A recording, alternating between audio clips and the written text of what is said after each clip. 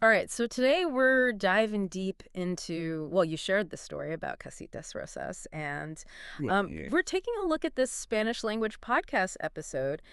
And let me tell you, Hmm. this one it's a tough one, you know?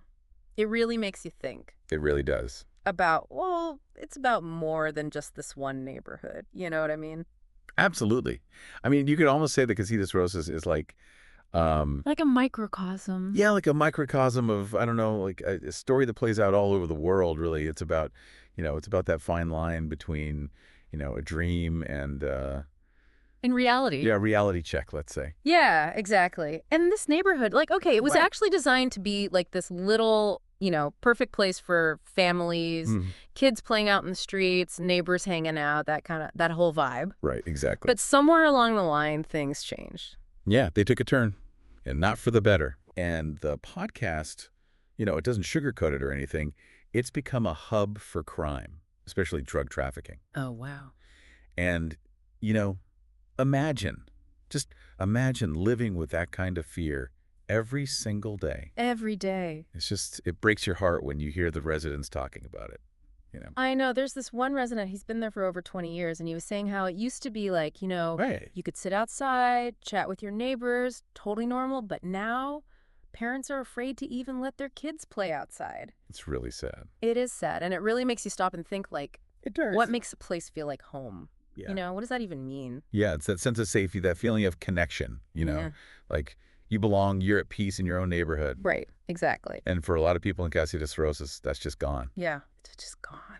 One resident even said they would leave tomorrow if they could, Wow. just to escape, just to escape that feeling of anxiety all the time. Yeah, you can just hear it in their voice, Exactly. that desperation. Yeah. And it's easy to feel removed from all of this, when you're not living it. Right. But this is their life Every single day. every single day. So, I mean, what's being done? What can they even do? Well, the podcast mentions that the Valencia City Council is trying to take action, like they're planning to demolish a bunch of vacant buildings Okay. that have become, like hotspots for drug activity. That makes sense. Yeah. And they even mentioned the vice mayor, Sandra Gomez, like she's involved. Oh, okay. So it seems like they're trying to do something, but even demolition, that's. It's controversial. Yeah, it's always controversial. Why is that? I mean, it seems like a good first step. Well, I mean, some people, they see it as a necessary evil, like you got to rip off the Band-Aid, stop the bleeding, Yeah. get rid of the physical blight, and hopefully you disrupt the criminal activity. Yeah. But then other people are like, hold on, that's just a quick fix. Okay, I see what you mean. Like it doesn't address the root causes of why this is happening in the first place. Right, right. And even the residents themselves, they're divided on this. Really? Some of them, they see it as a step. Any step is a good step. Yeah. But others are like, it's just a Band-Aid on a much deeper wound. It's like putting a fresh coat of paint on a house that's about to fall apart. Exactly. Might look better for a minute, but But it doesn't change the fact that the foundation is messed up. yeah, exactly. And the residents are making it clear they want more than just demolition. They want to see real change. Real change. Yeah, they want solutions, not just, tearing things down. Exactly. They're looking for like a real holistic approach. Right, absolutely. It's not enough to just fix the buildings. Well- They're talking about investing in the community itself. Yeah, one resident actually said it really well. They said, What is it? we need the city to invest in our schools, create opportunities for young people, give us something to hope for again. Wow. They need more than a cleanup crew. They need a future. Yeah, totally. Like, there's that saying, you can't arrest your way out of this, right? Yeah. Yeah, you've got to give people something to strive for, something to believe in. That's the key. And it makes you wonder, how did it even get this bad? Like, the podcast talks about where things are at now, but Right. what about the history? How did Casitas Rosas get to this point? That's the million-dollar question. And I'll be honest, there's rarely a simple answer when it comes to these things. Yeah. Urban decay, it's complicated. I bet. But there are definitely some common threads you see again and again. Like what? Well, sometimes it's straight up disinvestment, like resources just flowing away from certain neighborhoods. And where do those resources go? Well, that's often decided, based on things like race or income, which is a whole other issue. So it's like a self-fulfilling prophecy almost. Yeah, you could say that. The more you neglect a place, the worse it gets. And then it's like, well, what can you even do? Exactly. It's really tough to break that cycle once it starts. And then you've got other factors, like local industries shutting down, Jobs disappearing, poverty goes up, Right. and that can fuel all sorts of problems. Crime, unrest, you name it. It's like a domino effect. One thing leads to another. Precisely. Yeah. Now, obviously, every neighborhood has its own unique story to tell. Right. But I think seeing these broader patterns, it helps us understand that Casitas Rosas, this isn't an isolated case. No, of course not. It's part of a much bigger systemic issue. Yeah, that makes a lot of sense. But, even with all that, what really struck me? What's that? The resilience of the people who live there. They haven't given up on their community. It's inspiring, isn't it? It really is. Despite everything, you can still hear that hope in their voices. Yeah. They haven't lost that sense of pride, this sense of belonging. That's so important, though. Yeah. It is. It's crucial. And it's a good reminder for all of us. It's easy to get overwhelmed by the problem, but it's the people, the families. They hold the key to real lasting change. It's about empowering them, right? 100%. Not just seeing them as victims, but as partners in this. Absolutely. And that's where I find a little bit of optimism in all of this. Yeah. The situation on the ground, it's tough. There's no denying that.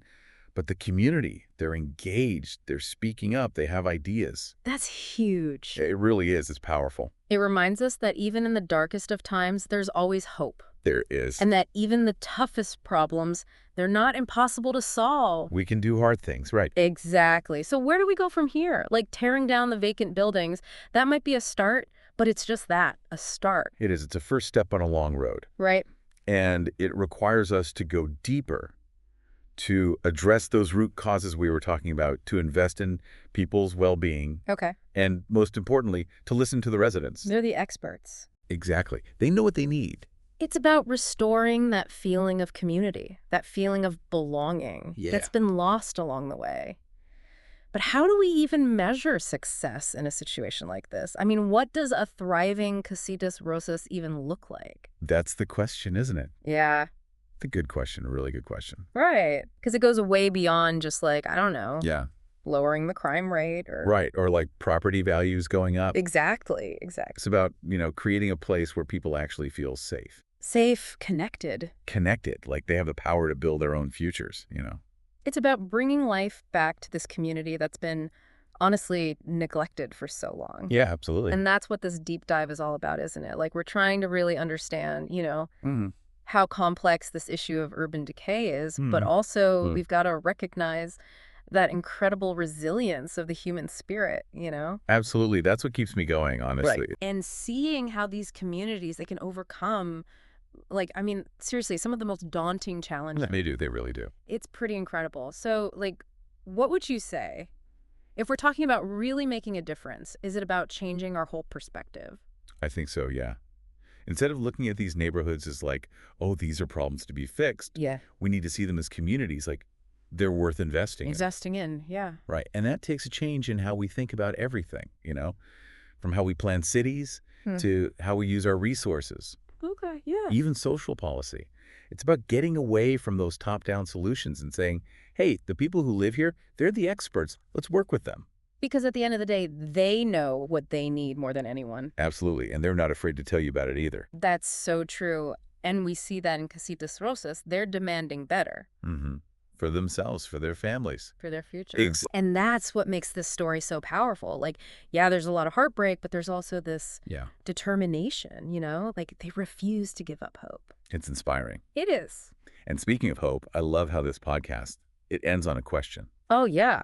Yeah, like a call to action almost. What do they say? They ask listeners, they're like, what would meaningful change look like in Casitas Rosas? Wow. It's like they're saying, hey, we want you to be a part of this. Let's figure this out together. It's a good challenge for all of us, even if we, we don't live in Valencia. Exactly. These issues, they go way beyond borders, Absolutely. We're talking about, like, what's right, Social justice, everyone deserves a safe place to live. I couldn't agree more. So this deep dive, it's been quite the journey. It has. We've seen the struggles, but also that incredible resilience, that human spirit, That's what it's all about. But more than anything, it's a reminder that we can't just sit back. No, we can't. We all have a part to play in making this world a better place. Yeah. One step at a time, right? Exactly. One neighborhood, one city, one connection at a time. And, to everyone listening, wherever you are, Yeah. What are you going to do today to make a difference? It doesn't have to be some big, huge thing, right? Yeah. Even just small acts of kindness, paying attention to what's happening around you. Exactly. Those little things add up. They do, they really do, because that's how we make real change happen. One person, one connection at a time. This is the deep dive, signing off, but leaving you with that thought, go make a difference.